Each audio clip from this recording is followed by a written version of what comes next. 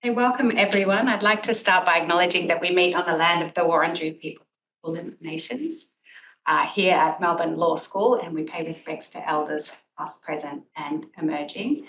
My name's Margaret Young. I'm Director of the Institute for International Law and Humanities here at the Melbourne Law School, and I'm delighted to welcome Dr Justine Muller, who's visiting us from NUS Singapore and who is going to present on building marine ecosystems conservation with the European Union trade policy toolbox.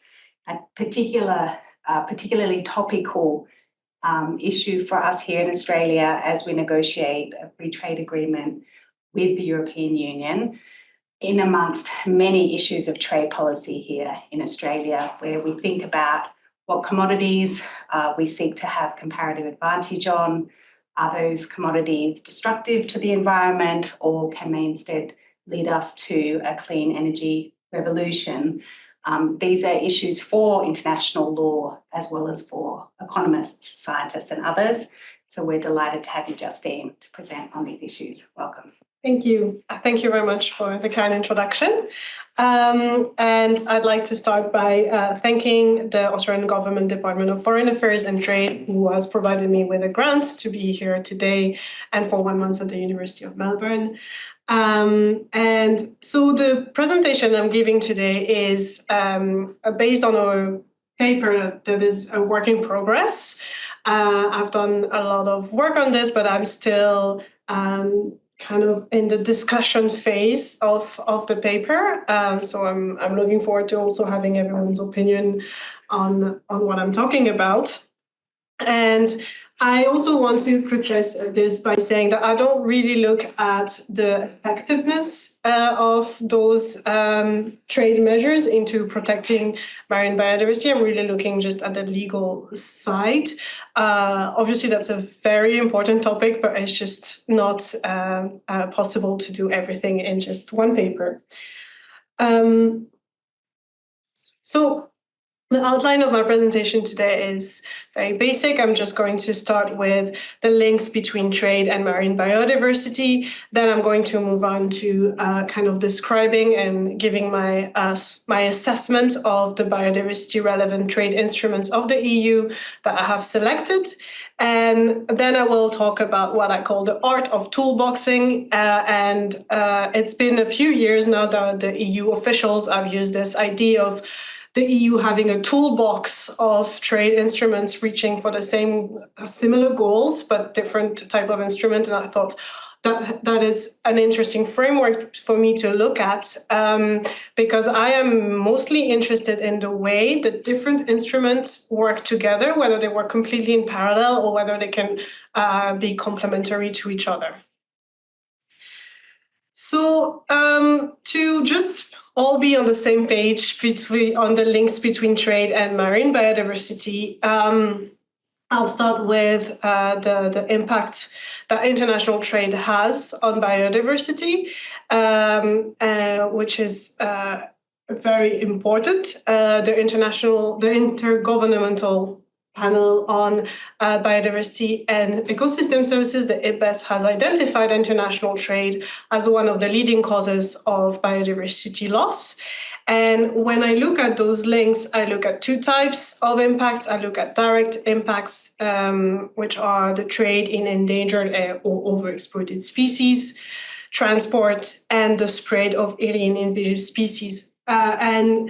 In my previous work, I looked at biodiversity in general, and here I'm looking at marine biodiversity, particularly because those three direct impacts are especially important for marine biodiversity, especially when you think of the link between international trade and shipping. But I also look at indirect impact, which is you can also call them embodied or embodied impact. And those impacts are the biodiversity loss caused by all the processes necessary for the production of a traded good. So the impact is not created by international trade itself, but it creates this situation where you have a good that is fully enjoyed in one country that doesn't have any of the negative effect on its own biodiversity because it is produced in a completely different country. And Those two type of impacts are enhanced by trade liberalization, because with the increase of trade, you have the increase of the impact of trade. You also have links and relationship between international trade law and biodiversity law. A lot of the things, most of the things that are here are true for environmental law in general. But here today, we're talking about biodiversity law. So you have this relationship between international trade law and domestic biodiversity law. You have this idea of a regulatory chill, where a country will kind of limit itself from regulating in the way they might think is appropriate to protect biodiversity.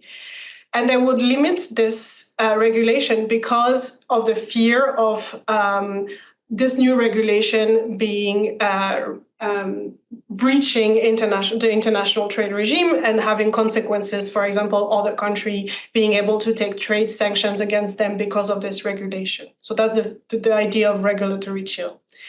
You also have the idea of a race to the bottom.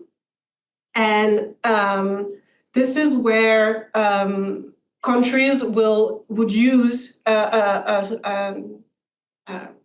a low regulation of biodiversity protection as a comparative advantage. And that comes from this assumption that environmental regulations are very expensive for producers. And so to remain competitive on the international market, it's better if you produce your product in a country that has a low level of protection of biodiversity.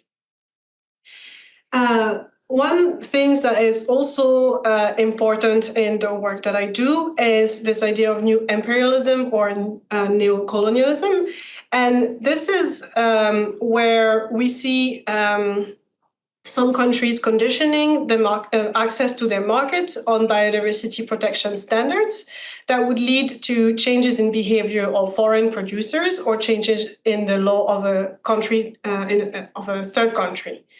And this happens often when very powerful countries economically will kind of spread their normative content of environmental protection to other countries. There's also a relationship between trade law and international biodiversity law. You have the potential conflict between the international trade regime and the multilateral environmental agreement, especially when you have trade restrictive environmental measures. For example, one of the most obvious examples is the Convention on the International Trade of Endangered Species that has trade restriction measures. And then kind of the only that is kind of positive is this relationship that has been discussed now for quite a while of using international trade law to enhance the enforcement of multilateral environmental agreements. And this is based on the idea that the international trade regime is very strong, has a very strong enforcement power because of the dispute settlement mechanism leading to possibly taking trade sanctions into another country.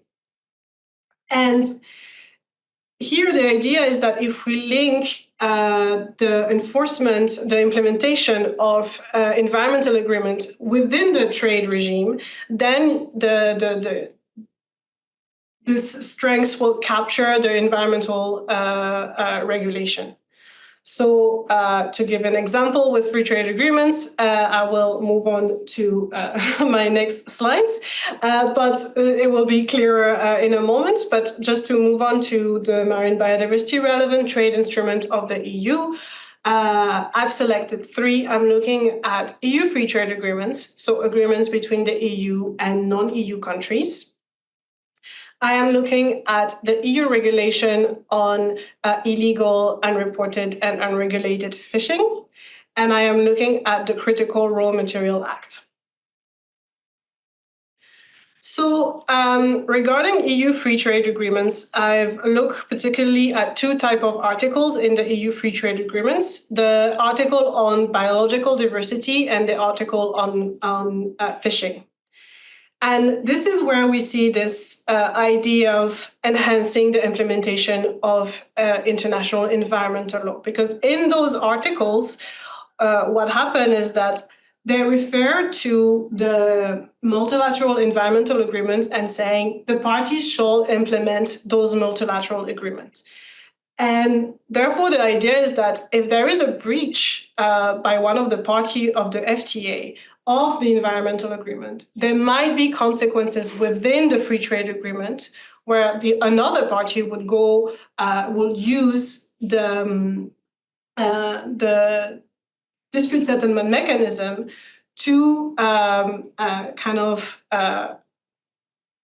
help enforce the multilateral environmental agreement by this other country that is in breach.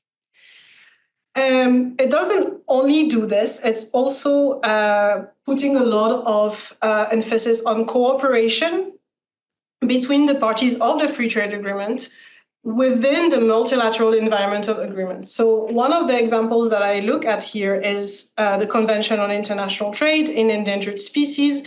And most recently, there's a lot of free trade agreement that include those sentences that says basically that the parties should really cooperate for more inclusion of species, new listing of species within this international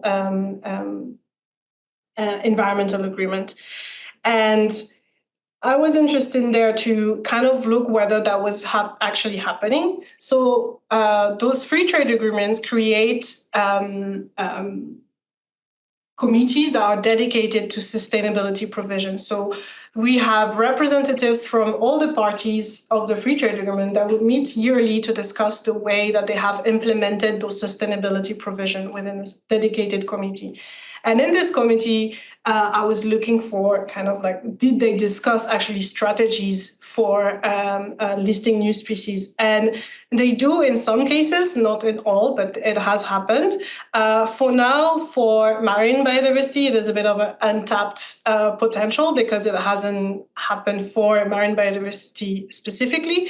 But I thought that because of historically the lack of listing of marine species within CITES, that's kind of I was just putting it out there if, representative country will look at this and thinking, oh, actually, we can use this to maybe help in this regard. So the other article that I looked at, as I was saying, is there is a dedicated article on the trade in fish products, or today in the more recent free trade agreements you have, it's called Sustainable Management of Fisheries and Aquaculture. And again, here it's really this push for the international agreements. So looking at UNCLOS and looking at the FAO, and also a strong emphasis on regional fisheries management organization with really strong words on, the party shall really implement those rules and they really have to cooperate within those regime.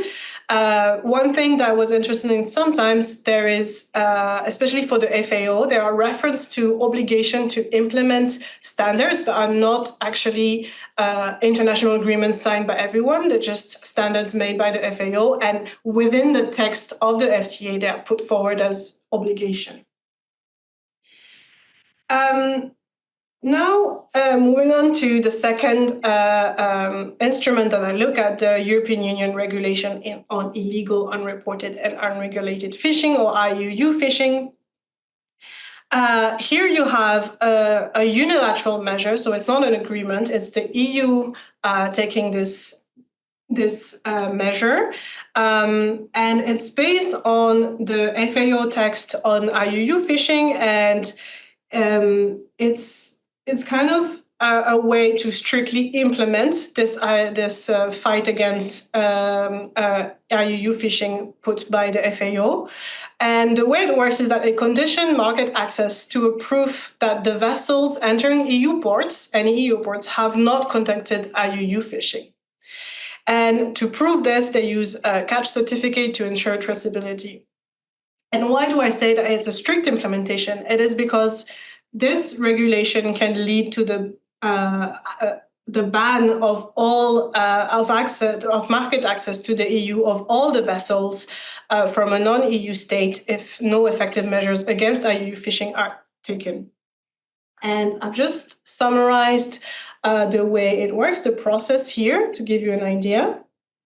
So if the EU gets information that there is a country in particular that is not acting enough against IUU fishing, for example, if there are repeated issues with catch certificates of vessels from flying the flag of this particular country, the EU will inform this third country that it might be identified as a non-cooperating state, and that's called yellow carding. So the EU gives a yellow card that opens a formal dialogue with this country, and those dialogue can include visits from EU representatives into the third country to investigate what's happening. And the EU can also give recommendation on regulatory change needed to actually have a better regulation against IUU fishing. If the formal dialogue is a success, then the yellow card is lifted. But if it's a failure, then a red card is issued, and this is where the import ban might start. And lastly, moving away from fishing and looking at deep sea mining, I've looked at the EU Critical Raw Material Act. And more specifically, I looked at the two articles of this regulation that look at sustainability and the environment. The first one is the recognition of public and private sustainability certification schemes.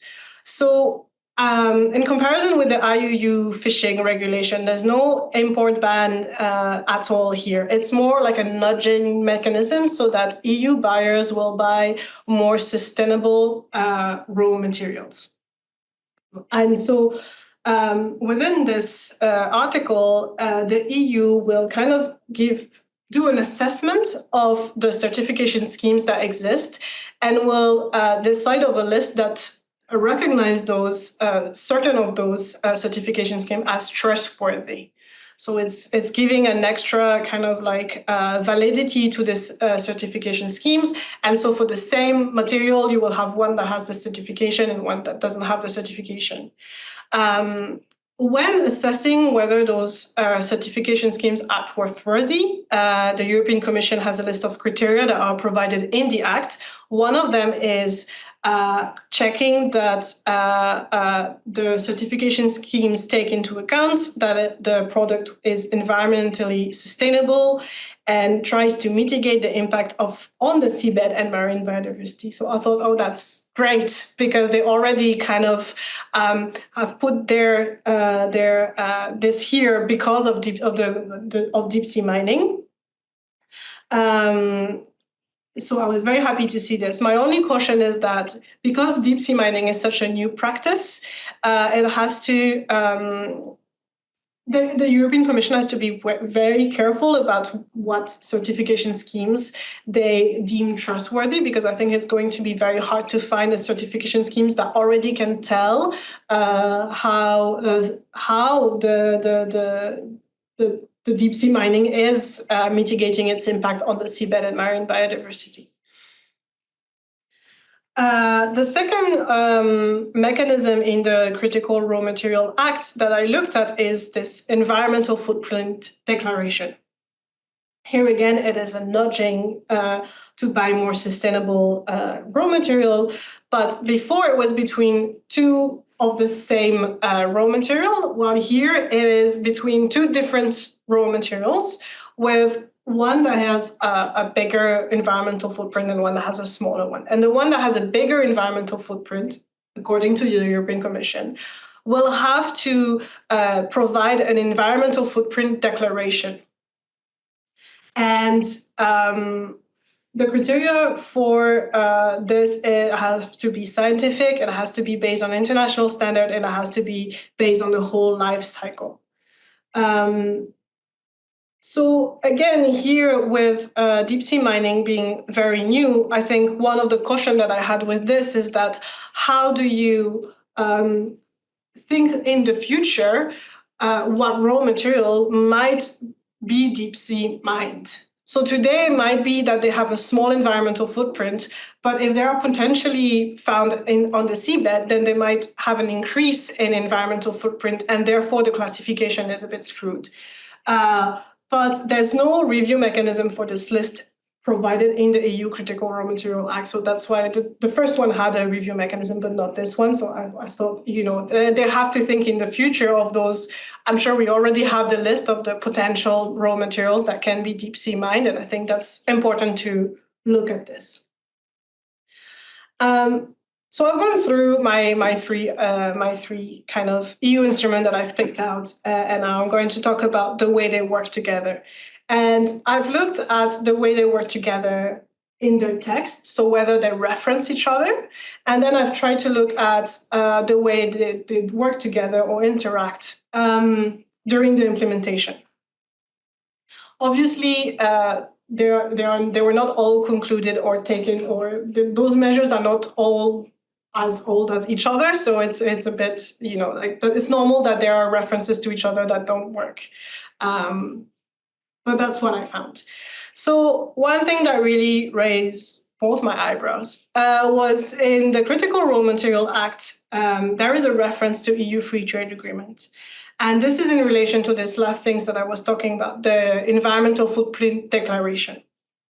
And it says, the Critical Raw Material Act, that in selecting which raw material needs an environmental footprint declaration, so which of those raw material that have the most impact, the European Commission must consider the effectiveness of EU free trade agreement in achieving the EU's environmental objectives. So, first of all, I'm very curious about how the Commission is going to assess the effectiveness of the EU free trade agreement in achieving any kind of environmental objectives. This has not been done before, and especially not by the European Commission.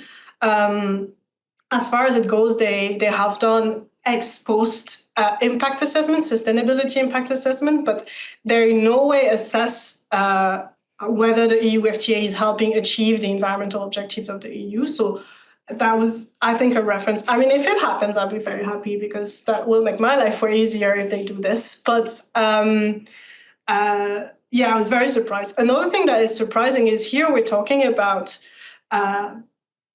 an environmental footprint that is attached to a raw material, not to a country of origin. So if you think about it, how is the EU FTA going to influence this? So obviously we know that a lot of raw materials all come from the same place, but that doesn't mean that it's true in general. So let's say the EU finally concludes the free trade agreement with Australia, and decides that because they have a free trade agreement that has all those sustainability measures, it is helping achieve the EU's environmental objectives. So it will consider that a specific raw material from Australia doesn't need this environmental footprint because of the free trade agreement. But what about the exact same raw material that comes from China? So I think there's like this, it is a bit of a confusing sentence, and I don't know how they're going to actually work, but I thought there was an interesting point. Another thing that I found quite surprising was the absence of linkages between the EU Free Trade Agreement and the EU IUU Fishing Regulation, because they actually both refer to the same FAO regulation, and they have a common goal, which is the fight against IUU fishing. I really didn't get into detail into this, but the articles in the free trade agreements about fishing really focus on IUU fishing, but there's no reference to how this works, how this is impacted or not with the EU regulation. Despite all this, I've looked at the implementation of free trade agreements, and the way I've looked for my case study, which ended up being the EU-Vietnam Free Trade Agreement, is that I've looked for, and this was the only one that I found, a free trade agreement that was in place and that had those sustainability provision, at the same time as the EU giving a yellow card to a country. So say opening a formal dialogue within the regulation. And that is the case of Vietnam. And what I found is that in the free trade agreement, Trade and Sustainable Development Committee, there was a lot of discussion about what was going on within the formal dialogue that was related to the regulation. So you can see the Vietnamese representative really using the TSD committee in two ways. One, it is using the TSD committee to kind of like convince even more the European Commission that it is doing the work to kind of increase their fight against IUU fishing. So you can tell that they're trying to convince even, they're really arguing for what they are doing. And another thing is that they're using this formal dialogue as a proof that they are implementing the trade and sustainable development chapters. So those committees, they meet yearly, they discuss the ways they feel they have implemented the trade and sustainable development chapter. And the Vietnamese are basically just doing this whole talk about how, because they are doing this formal dialogue with the EU, therefore they are automatically implementing the trade and sustainable development chapter. Seeing all this, I was trying to think, and that's where it's still a work in progress here. What does it mean for a broader question of building protection of marine biodiversity through trade instrument? So I was wondering whether they are complementary, and the way I see it, how they complement each other, is that EU free trade agreements, they provide a very big range of obligation that are dedicated to the environment as a whole. So they're not really, if you look at the text, they're not really focusing on the trade impact. So they're not focusing on mitigating the trade impact. They're focusing on broadly enhancing and protecting the environment. And that was always a bit, in my previous work, very frustrating to think about, okay, this is a trade agreement, but they're not looking at the trade impact. And while I looked at the unilateral measures, I feel like this is where this is coming in, where the EU is actually using the unilateral measures in a way that is to mitigate the trade impact. So in this sense, I think they are complementary. Obviously, the issue is that when you do a unilateral measure, it is way more specific to a certain type of impact. Here, it only looks at IUU fishing, for example. And there are many other trade impacts. And I don't think we can multiply unilateral measures until we have done everything. But that was kind of my preliminary thought on this. And then one thing that I've been really thinking about, to go back to the beginning when I was talking about new imperialism, and with the EU, with a lot of former colonial power, we can also talk about new colonialism. And that's this idea of using those trade measures to, with the goal to enhance protection of marine biodiversity in other countries. There is this issue of the EU just spreading its own idea of what is sustainability, its own idea of how we should protect the ocean onto other countries without any accountability mechanism for the people who are affected by those measures on the ground. And obviously, that's why there's a lot of backlash against a lot of EU unilateral measures. At the moment, it has been concentrated on the EU regulation on deforestation-free products. But when you look at the IUU fishing regulation, it's very similar in the sense that it's, I think, it can be quite intrusive into the third country regulation. And from just my desk study of this, I can see the potential for the trade and sustainable development committees to foster dialogue about EU unilateral measures. So despite not having any textual relationship between the unilateral measures and the free trade agreement, parties are meeting yearly in a very specific way to discuss anything about trade and sustainability. And I think it's a good, I think it has a lot of potential compared to just diplomacy, especially if you think of countries that might not have a big diplomacy powers in Brussels, such as Vietnam. They have this dedicated meeting yearly that is going to happen. but also it is dedicated to trade and sustainability, which might be at the end of the agenda of a meeting that is broadly just about relationship between two countries. But here it is dedicated to this discussion. And we can see that in other places, so for example, when I was talking about the deforestation-free product regulation of the EU, or even the carbon border mechanism of the EU, you can see in those committees that they discuss this, and that the countries, the non-EU countries, are really bringing the concerns to the European Commission through those committees. So I think it's obviously there's not going to give an accountability tool fully, but I think it can participate to this. What really remains a big issue is for civil society, so not the country representatives, but for people on the ground, and I was saying, who are affected by those regulation.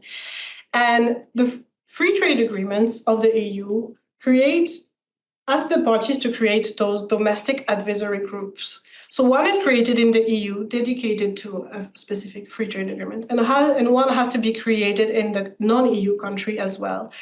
And those domestic advisory groups have to be composed of civil society representatives. It has to be balanced between environmental NGOs, businesses, trade union, etc. And they are charged to monitor the way that trade and sustainability provisions are implemented in their own country. The big issue has been that in a lot of non-EU countries, those domestic advisory groups there has been a lot of problem in creating them and having a real balanced representation, with some countries trying to kind of push away participation of a lot of environmental activists, for example, which has led in Vietnam, what I looked at, but also in Peru, to the creation of shadow groups who are deciding to meet within themselves and do also the monitoring of those trade and sustainability provision. And then the EU counterparts of those groups will often have a relationship with the group, either the real group of the shadow group in the non-EU country, and trying to raise the concerns to the European Commission through their own mechanism within the EU. So that's all very informal. That's all very, for now, just progressing. But I think if we had better and stronger domestic advisory groups, it could be one way, a little way, just to have at least some kind of way to have people's concern given to the EU, including about unilateral measures, not only about the free trade agreements, but about everything that the EU does related to trade and sustainable development. And I'm going to stop here. Thank you very much. It's really interesting questions of policy coherence within the EU, which often are portending questions of policy coherence in international law more generally, which is why the work of Joanne Scott is so useful, given that she does provide so much analysis of what happens within the EU as well as its links with trade. So very useful to hear your views and to be updated on these developments within the EU, and I hope that it impacts on the negotiations with Australia. Yeah. Okay, thank you very much. Thank you.